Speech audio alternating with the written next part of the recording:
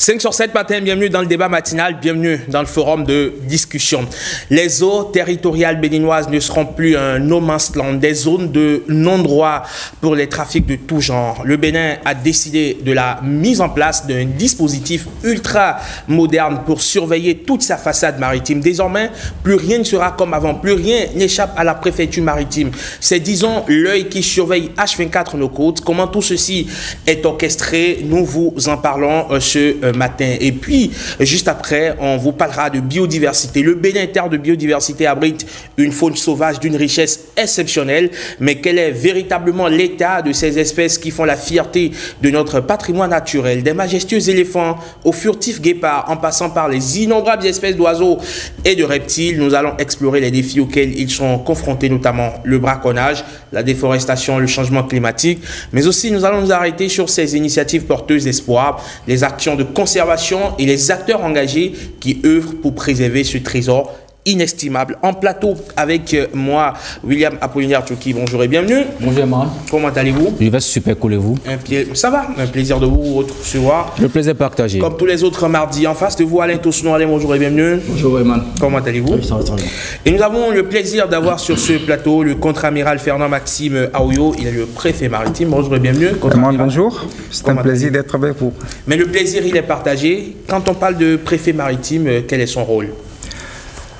Alors, je dis bonjour aux téléspectateurs. Alors, le préfet maritime, c'est vrai qu'on en entend de plus en plus parler au Bénin. C'est une autorité à double casquette. Mais je voudrais dire qu'en réalité, le vrai préfet maritime, enfin initialement, c'est le chef de l'État.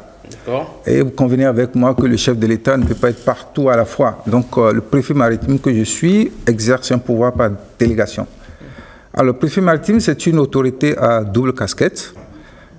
Une autorité civile en temps de paix, comme c'est le cas actuellement, donc dont la mission est de gérer les services publics, les missions de service public en mer, de rétablir l'ordre public en mer lorsqu'il est troublé. En cas de crise, il devient une autorité militaire. Et donc voilà, en deux mots, c'est que le préfet maritime, autorité à double casquette, donc qui s'occupe des missions de service public. Alors qu'appelle-t-on mission de service public? C'est la protection de nos intérêts vitaux en mer, c'est la protection du transport maritime, la lutte contre la pollution, la piraterie maritime, l'assistance à tous les usagers en mer, et notamment des plaisanciers, et puis la protection de nos ressources halieutiques. Et donc voilà, en gros, les missions de service public. Évidemment. Y a-t-il des plaisanciers au Bénin? Il y a des plaisanciers, oui, il y a des plaisanciers. Pas à Saint-Tropez, oui. Il y a des plaisanciers au Bénin et il y en aura de plus en plus avec les projets de développement touristique sur notre littoral. Très bien. Alors, on en saura davantage un peu plus sur ce que vous faites avec ce dispositif acquis par le gouvernement pour surveiller nos côtes. Mais avant, Alain, il y a lieu de s'interroger sur tout ce qui se passe en mer. Est-ce qu'on a une idée de ce qui se passe en mer? On a une idée depuis que ces dernières années, on a commencé à beaucoup entendre parler des différents enlèvements au niveau maritime. Donc il y a la criminalité maritime qui a, ces dernières années, qui a augmenté. Et en 2020, on a pu enregistrer, on dit que 90% des enlèvements maritimes, c'est sur la côte du golfe de Guinée. Donc, au début, c'était des pétroliers, c'est-à-dire au niveau des côtes du Nigeria, on a enregistré, et du Cameroun, on a enregistré beaucoup de cas d'attaques des navires pétroliers. Mais on s'est rendu compte que, bon, chemin faisant maintenant, c'est des équipages qui sont pris en otage et tout. Donc, et ce qui a amené les pays de l'Afrique de l'Ouest, du Golfe de Guinée, à commencer effectivement à se mettre ensemble pour faire face à cette situation qui menace toute la côte. Donc je crois qu'il y a eu beaucoup d'initiatives avec l'appui d'un certain nombre de partenaires qui ont permis aussi bien au niveau du Bénin qu'au niveau des autres pays à commencer à partager les informations, à commencer à se mettre ensemble et pour pouvoir sécuriser nos côtes. Parce que, évidemment, comme aussi au niveau terrestre, il faut faire la surveillance du territoire maritime pour s'assurer qu'en termes de transport, mais également aussi pour s'assurer que tout ce qui passe là est véritablement donc, surveillé. Alors, William, on parle généralement de piraterie maritime, on parle également de pêche illicite. Est-ce que ce sont autant d'enjeux auxquels font face, on va dire, nos eaux territoriales? Tout à fait. Vous savez, quand on dit que la plupart des marchandises que nous utilisons dans le monde entier, on dit 90% des marchandises passent par les océans et les mers. Donc, par conséquent, la plupart des activités se passent en mer. Et comme l'a décrit tout à l'heure Alain, la piraterie a cours sur ces eaux maritimes. C'est le lieu de prédilection pour ceux-là qui veulent voler, détruire, ou du moins ça, attaquer ces navires. Donc, c'est un lieu, souvent, les gens pensent que c'est des lieux où on peut faire des activités sans que personne ne nous arrête. Bon, il a dit, vous savez, la plupart de nos pays n'ont pas de moyens pour surveiller, par exemple, quand je prends par exemple la zone économique exclusive, est-ce que par le passé, notre pays avait les moyens de savoir ce qui se passe en eau profonde? On n'avait pas ces moyens-là. Donc, c'est des lieux où beaucoup de chalutiers qui venaient. Exactement, qui venaient, qui ramassaient des poissons sans qu'on le sache. Et puis voilà, c'est des pertes pour notre pays. Mais aujourd'hui, je crois que tout ceci est arrêté grâce à l'équipement acquis par l'État béninois. Alors, cet équipement, on en parle depuis, évidemment, le début de cette émission. On a envie de savoir, contre-amiral, c'est quoi ce dispositif finalement? C'est la recette miracle pour mettre fin à tout ce qui se passe en mer, à la piraterie, à la pêche illicite, à toutes ces dérives qu'on observe. Est-ce que c'est un équipement miracle? Oui, on peut le dire. C'est un équipement miracle, pour résumer. Et dans les détails, il s'agit d'un système intégré de surveillance de nos espaces maritimes. Et ce système est composé de radars, de drones et de caméras de surveillance. Initialement, le système était conçu pour la surveillance maritime et le chef de l'État, soucieux d'offrir un environnement sécurisé à tout notre territoire, donc notamment les espaces maritimes, a voulu une extension à la douane et à la police, c'est-à-dire qu'au niveau de nos frontières, Craqué et Ilakondi. Donc la douane est entièrement impliqué dans la mise en place de ce système-là. Alors, il permet donc de détecter, d'identifier et de faire intervenir, au besoin, les unités spécialisées, que ce soit de la marine, de la douane ou de la police. Alors, il est composé, donc, il nous permet donc de savoir tout ce qui se passe sur notre littoral et même au-delà. Et dans le cadre de la régionalisation de la sécurité maritime, ce système nous permet également de partager des informations avec nos voisins, parce que la sécurité, elle est collégiale et nous devons nous mettre ensemble pour avoir de la réussite. Et quelle est la portée de ce dispositif-là? Ça permet de surveiller jusqu'à combien de kilomètres à la ronde? Alors, ce sont des données confidentielles. D'accord. Que je ne vais pas partager sur on comprend totalement. Voilà. Donc, les caractéristiques de ces équipements, je souffrais que je ne les partage pas, mais cela nous permet déjà d'avoir des résultats, de très bons résultats d'ailleurs, et notamment des arrestations de navires. Alors, par le passé, nous n'arrivions pas, mais aujourd'hui, plus rien ne se passe dans nos espaces maritimes et principalement dans les eaux territoriales sans que nous sachions, puisqu'il y a une veille 24 heures sur 24, 7 jours sur 7. Et lorsque vous avez l'alerte, quelle est la riposte qui est mise en place? Alors, nous avons des unités en permanence en mer, les unités de la Marine nationale, qui interviennent aussitôt. C'est-à-dire que les navires, dès qu'il y a une alerte, les navires ne quittent plus la base navale. Ils sont déjà en mer. Et donc, nous les dirigeons vers le lieu du sinistre pour pouvoir intervenir. Donc, c'est un travail de groupe, d'ensemble que nous faisons avec la Marine nationale, la douane et la police, qui sont les ailes opérationnelles du préfet maritime. Par le passé, quelles étaient les différentes formes, on va dire, d'attaques auxquelles faisait face la Marine nationale?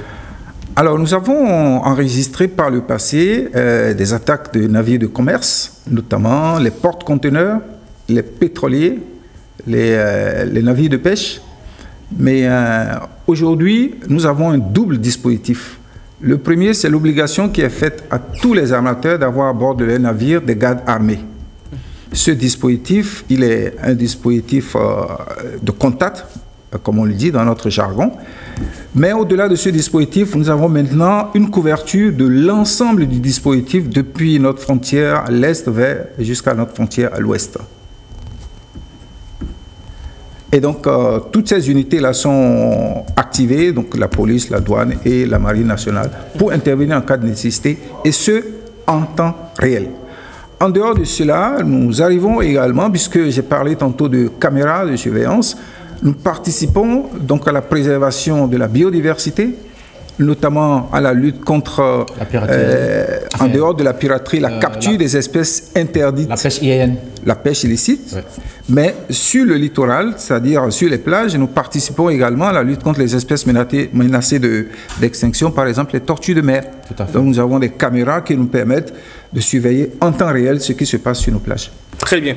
Alors, Alain, lorsqu'on écoute les explications du préfet maritime, on se rend compte que le Bénin est aujourd'hui, on va dire, à l'avant-garde d'un combat qui a été de tout le temps, on va dire, une gangrène pour les pouvoirs publics. Par le passé, on ne pouvait pas fondamentalement faire face à tout ce qui se passe en mer. Et la plupart du temps, les agresseurs étaient mieux équipés que l'État. Que nos États. Parce que ce n'est pas que le Bénin qui est concerné par cette...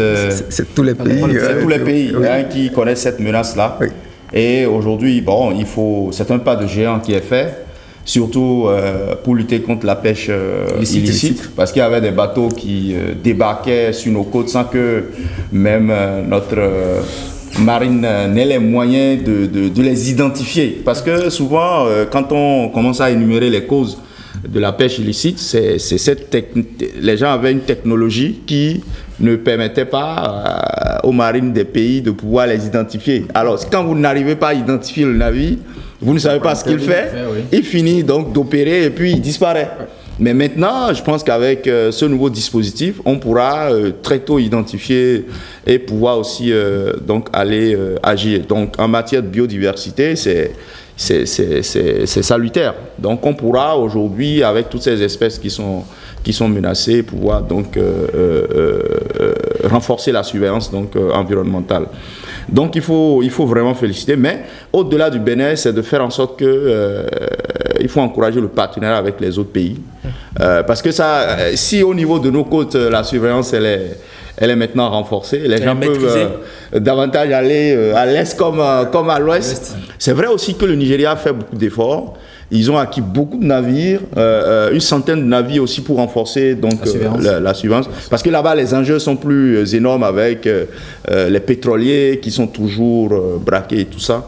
Mais c'est encourager cette, comment on appelle, ce combat, cette synergie avec les autres pays en termes de partage d'informations. Et ça qui permet donc de pouvoir, parce que les gens peuvent quitter ici, quand ils savent que ici c'est...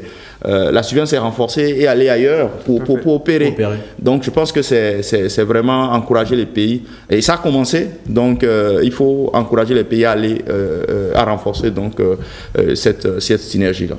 Alors on sait que la lutte, Alain l'a rappelé, William, elle est collégiale, elle est collective, parce que tant que les autres pays n'auront pas la paix, le Bénin non plus ne sera pas en sécurité. Comment est-ce qu'on fait justement pour mettre en place ce système intégré qui permettrait le partage de renseignements et d'informations? Je crois que j'ai eu la chance quand même de visiter les installations au niveau de la préfecture maritime. J'ai vu qu'on peut même voir même les informations des choses au-delà même de nos frontières. Donc, Donc vous êtes dans la confidence? Non, pas du tout. Pas du tout. Pas du tout.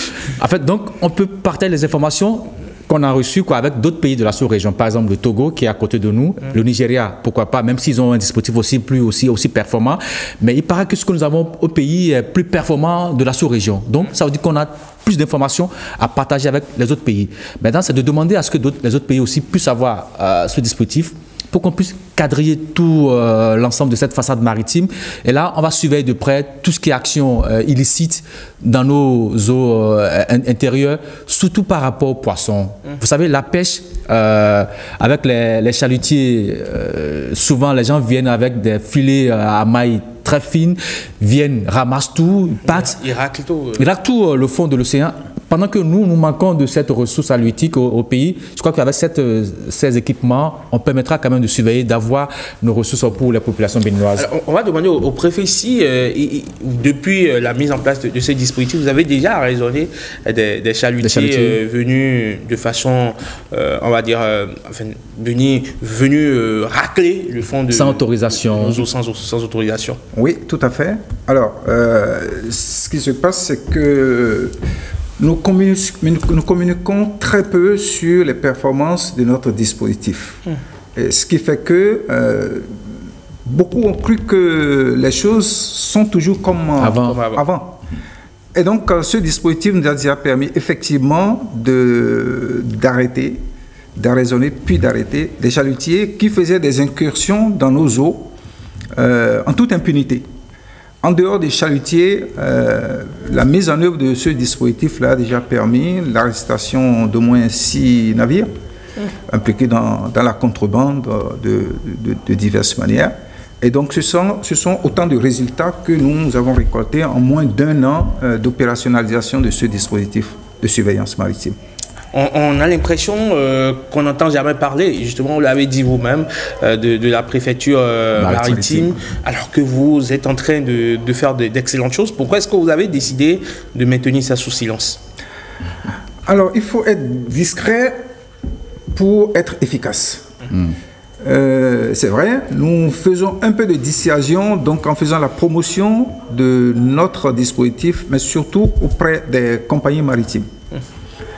Mais vous savez, la contrebande à la peau dure, vous avez beau montrer vos dispositifs, mais il y aura toujours des contrebandiers qui vont continuer d'essayer de contourner ce que nous mettons en place. Mais cela ne leur réussit pas parce que, je l'ai dit, et il l'a rappelé tout à l'heure Yves, monsieur, le dispositif est unique en Afrique de l'Ouest actuellement. Il nous donne des résultats exceptionnels. On aurait dit presque miracle. J'aime bien utiliser le mot miracle, parce qu'il s'est vraiment passé quelque chose. Et nous en sommes très, très fiers. Mais, Emma, ce qui est intéressant, je comprends le préfet, c'est que souvent, quand vous voyez les images d'Ila-Kondi, vous voyez les agents en train de travailler, les douaniers, les policiers. C'est comme si on les suivait de près. Aucune action illicite ne peut s'y mener, quoi. Si on veut t'arrêter, on veut te voir en train de prendre un sac, déplacer vers un endroit A à B, on le sait à peu près, quoi. Et puis je me dis, mais est-ce qu'il y a tout le temps des gens là pour voir tout ceci? Parce que c'est quand même, enfin pour moi, c'est trop grand de surveiller tout ceci, toutes ces actions. Et oui, ouais, voilà. Alors, il y a des caméras de surveillance qui prolongent nos yeux. Ouais. Je l'ai dit tout à l'heure, à nos 2 frontières, Ila-Kondi est craqué. Ces caméras-là sont installées au profit de la douane pour justement lutter contre les contrebandiers qui contournent les points auparavant, plus maintenant, qui contournent les points de contrôle. Donc à chaque frontière, il y a un certain nombre de caméras qui ont été, dont l'emplacement a été identifié par la douane elle-même, par les spécialistes. Et donc cela permet de sécuriser les recettes douanières. Et donc tout cela constitue un ensemble intégré dont le centre se trouve à Cotonou, dont j'ai la charge. Et bientôt, nous allons faire une extension de tout ce dispositif-là dans les eaux intérieures. Donc la lagune de Porto Novo, entre Cotonou, Calavi et Porto Novo. Parce qu'il y a un continuum terre-mer que nous ne devons pas négliger. Et donc, il y a donc une liaison de la mer vers la terre, de la terre vers la mer. Et donc, tout cela doit constituer un ensemble qui doit être surveillé. Alors, quels sont les points, les axes de progression de votre secteur pour pouvoir être davantage efficace dans la lutte? Alors, nous sommes dans une dynamique d'utiliser des images satellitaires.